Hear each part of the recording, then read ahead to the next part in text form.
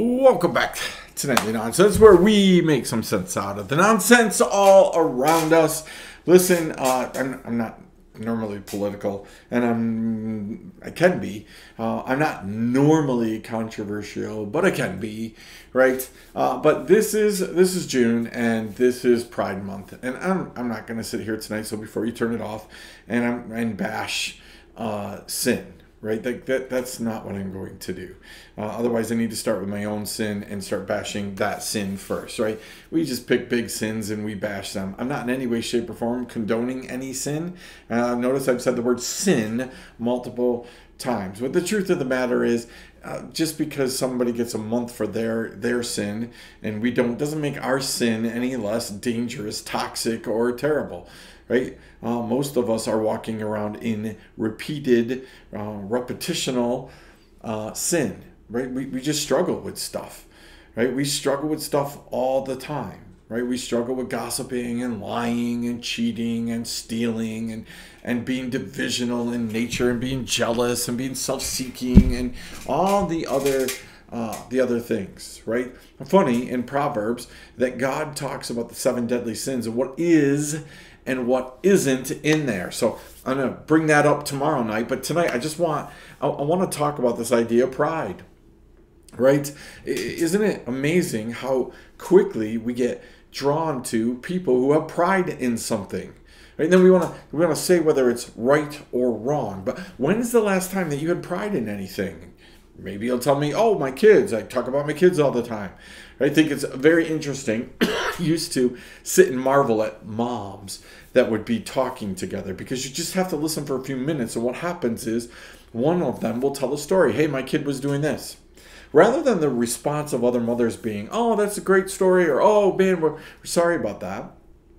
The response usually is, well, my kid did this, which then is another, well, my kid did this, and my kid did this, and my kid did this. And all of a sudden, all you're doing is nobody's listening to stories, right, about kids. They're just one-upping each other. Right? Why? Because we have pride in kids. We do that in jobs. We listen to somebody say, hey, I did this, or where they went on vacation, or what they got is a new car. And we immediately tell our own version of that story. It's a pride thing. Right? We're proud. It's funny that, again, we're have an entire month set aside as Pride Month. Right? Be proud that you're this way. But we're supposed to, as Christians, have 12 months a year of Pride Month, where you are proud, right, to be a Christian. Now, again, I understand that one of the 7 deadly sins is pride, right? But it's the pride of life, right? We are supposed to be proud that we're Christians.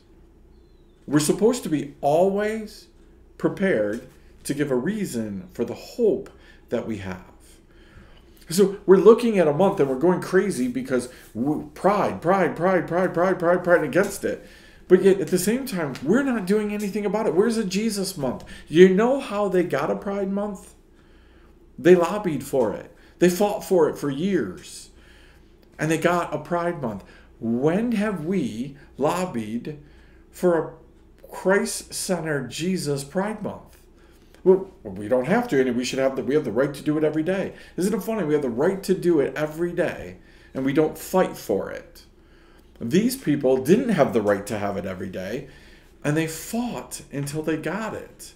So what exactly are we mad about? Their promoted sin, or the fact that they got a month, right, of pride? Listen, tonight, making some sense out of the nonsense is, what are you proud of? I know parents and people who are advocates and they fight till the nth degree in order to get something for their kids or for something else. But they won't fight 1 second for the cause of Christ. We get people constantly who are told, you can't pray in your classroom.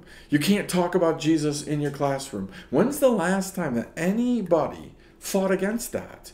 When's the last time that you or anybody you know fought against that and said, no, we're going to pray? I was sitting at a town tax, right, valuation board meeting, right? And we were getting ready to eat, and one of the guys looked at me and said, "Hey, Andy, you want to pray?" And immediately, you know what came into my head? Can I do that? Can I pray? This is a town thing.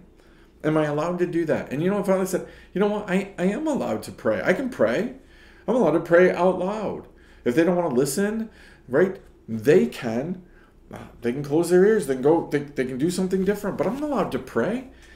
Lots of other people talk about what they want to talk about. They don't ask me, can I talk about this? Can I do this now? Why can't I talk to my God before I eat a meal? And just say thanks. Thanks for providing this meal for me. Why does it have to be a big deal? Part of the reason is because in our prayers, we're constantly trying to do religiosity and teach people and do points, right? Sometimes we just need to talk to God. Why can't we do that? So here's my nightly nonsense for tonight, right? Super controversial in nature. When is the last time that you were proud of your relationship with Jesus? When's the last time that you promoted your relationship with Jesus? When's the last time that you told anybody, right? When's the last time that you, let me use controversial terminology. When's the last time you came out of the closet about your relationship with Jesus, right? Maybe you never have. Might this be a good time? Why don't you listen to this? Post on your Facebook page, I'm a follower of Jesus. Take the consequences for that. Right? Are you brave enough to put down, I'm a follower of Jesus? If you need to start somewhere, start right here, right on this. Post right underneath this.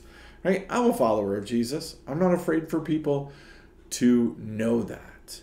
Then maybe the next step would be on your own Facebook page. Just put in the, I'm a follower of Jesus and I'm proud of it. Chew on that. We'll see you next time. Nightly Nonsense.